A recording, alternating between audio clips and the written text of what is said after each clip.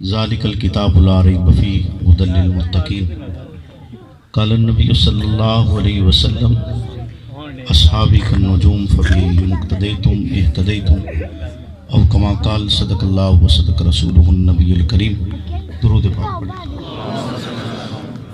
اللہم صلی علی محمد معدن الجود والکرم منبع الحلم والحکم وآلہ وسلم۔ تیرے باغی تیرے شاتم بشر اچھے نہیں لگتے، تیرا سایہ نہ ہو جن پر وہ سر اچھے نہیں لگتے۔ تیرے اصحاب سے مجھ کو محبت کیوں نہ ہو آقا، کسی اونچے گھنے ٹھنڈے شجر اچھے نہیں لگتے۔ صدر محفل حضرت قبلہ مفتی سعید ارشد الحسینی دامت برکاتہم العالیہ، حضرت مولانا عبدالمجید صاحب اور ان کے تمام رفقائے کار، عبدالمجید حیدری صاحب، دیگر تمام ذمہ داران جن کی پرخلوص دعوت پر آج آپ کی اس بستی جامپور میں حاضری کا شرف حاصل ہوا۔ یقیناً یہ موقع اور وقت کسی تفصیلی گفتگو کا نہیں ہے، ایک درخواست جو ہم نے آپ کے سامنے کی، حضرت نے فرمایا انشاءاللہ 22 فروری کو ہم اس قائد عظیمت کو خراج تحسین پیش کریں گے انشاءاللہ۔ جس مقصد کے لیے انہوں نے اسلام کی بنیاد رکھی، چونکہ ہماری زندگیوں کا بھی مقصد وہی ہے، اسی مقصد کے لیے ہی کریا کریا کوچا کوچا چلتے رہتے ہیں۔ اسی حوالے سے ایک مختصر سی بات آپ سے عرض کرنی ہے۔ قرآن پڑھتے ہیں، ساڑی زبان میں سمجھتے ہو یا نہیں سمجھتے؟ اسے گل کر لگی کیوں جی سرائکی، یہ جو آپ چونکہ سندھ کے بارڈر پہ رہتے ہیں تو سندھی بھی تھوڑی سی آپ کو آتی ہوگی کہ نہیں آتی؟ آتی ہے، پوری آتی ہے۔ تو ساڑی زبان ہے ساڑا تھوڑی جی گل کر لینی ہے، ساڑی زبان بھی تو سمجھ آتی ہے نا، سرائکی نہ رل دی ہے۔ قرآن پڑھ دیو، بولو نا اونچا بولو تھوڑا، قرآن پڑھ دیو، کیڑا قرآن پڑھ دیو، بولو نا کیڑا قرآن پڑھ دیو؟ ہاں جی ابو بکر والا قرآن پڑھ دیو یا کوئی اور پڑھ دیو؟ اونچا بولو نا کیڑا قرآن پڑھ دیو؟ اتری سپارے والی جڑی گل ہے وہ صرف یاد کرن دی آسانی واسطے کیتی گئی ہے، وہ یاد کرن دی آسانی واسطے کیتی گئی ہے۔ قرآن او ہے جڑا ابو بکر جمع کیتا ہے، محمد رسول اللہ تو لے کے جڑا قرآن ابو بکر جمع کیتا ہے او دا نام او قرآن میں تو تساں پڑھنے او قرآن۔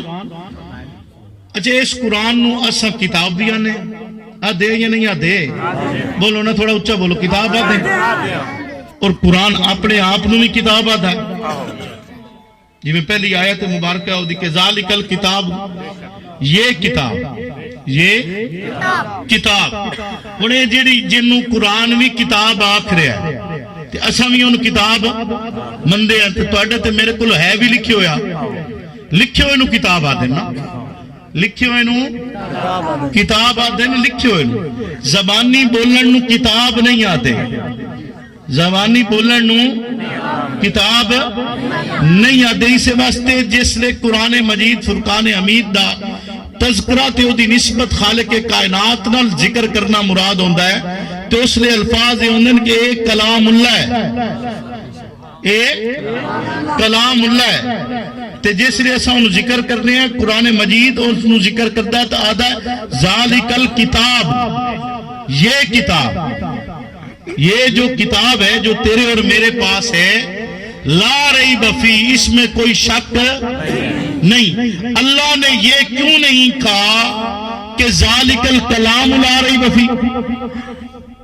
بولو نا، کہنا یہ چاہیے تھا نا کہ ذالک الکلام لا ریب فیہ، کیونکہ اللہ نے تو اسے کلام اتارا ہے،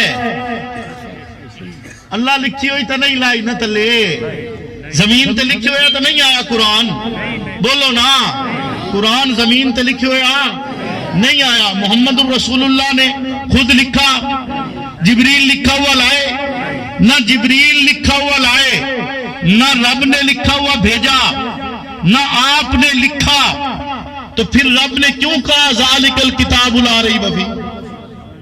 کیوں جی؟ کیوں کہا ذالکل کتاب لا ریب فیہ، کہ اس لکھے ہوئے میں کوئی شبہ؟ اور لکھیا کہ اچھا بولو نا، کس لکھیا ہے؟ صحابہ نے لکھیا ہے، صحابہ کے لکھے ہوئے کو رب نے کہا کہ اس لکھے ہوئے میں کوئی شک نہیں ہے، سبحان اللہ، اس لکھے ہوئے میں۔ اور اگر صحابہ کے متعلق کوئی فرد مشکوک ہو گیا تو پھر مجھے بتلائیے تو صحیح، میرا اور آپ کا ایمان کہاں باقی رہ بچتا ہے؟ کہ وہ قرآن جسے میں اور آپ پڑھے، جس کے ایک ایک حرف کے پڑھنے پر مجھے اور آپ کو نیکیاں ملتی ہیں، اور تھوڑی سی بھی نہیں ملتی، بے شمار ملتی ہیں، اس کتاب خدا کو جنہوں نے لکھا ان سے زیادہ دین کا حقدار کون ہے؟ ان سے بڑا مسلمان کون ہے؟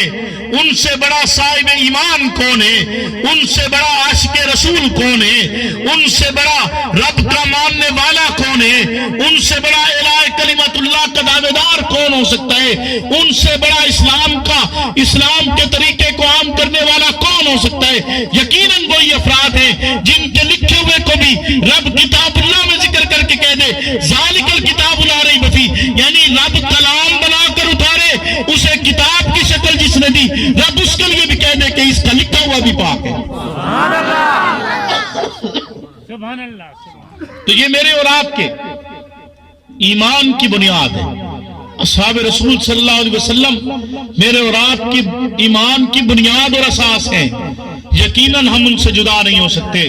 اللہ رب العزت سے دعا ہے کہ وہ ہمیں عمل کی توفیق عطا فرمائے، اصحاب رسول سے سچی اور سچی محبت کی توفیق عطا فرمائے۔ وما علینا۔